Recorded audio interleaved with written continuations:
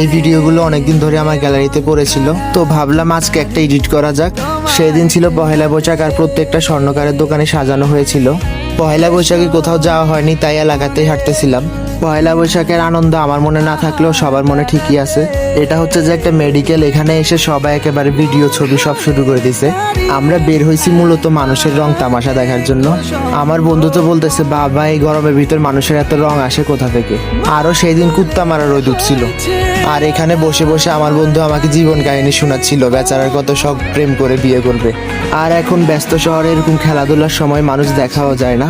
সেই দিন পহেলা বৈশাখ উপলক্ষে যেহেতু সবার বন্ধ ছিল, সবাই খেলাধুলা করতেছিল। আর পুরোনো দিনের কথা সব মনে পড়তেছিল, পুরোনো পুরোনো জায়গা দেখে। এই জায়গায় কোচিং শেষে আমরা দুই বন্ধু এসে আড্ডা দিতাম। তাছাড়া ফ্রুটিকা তো আমার অনেক পছন্দের, আমরা দুজন দুটা ফ্রুটিকা নিই। গাছের আমগুলো গাছে ঠিক মানাইতেছে না, আমার হাতে মানাইতো। সমস্যা নাই, রাতে দেখা হবে। তারপর এখান থেকে চিংড়ি মাছের বড়া নিই।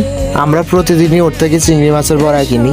রাস্তায় আমার মামার সাথে দেখা হয়, টাকাগুলো দিয়ে বলে নানুর হাতে দিতে। মাথায় কিন্তু দুষ্টু বুদ্ধি আনলে হবে না। এইখানে আবার কার মনে রং লাগছে ভাই? দুরু ভাই, বাদ দাও, আমি বাসায় যাই, আল্লাহ হাফেজ।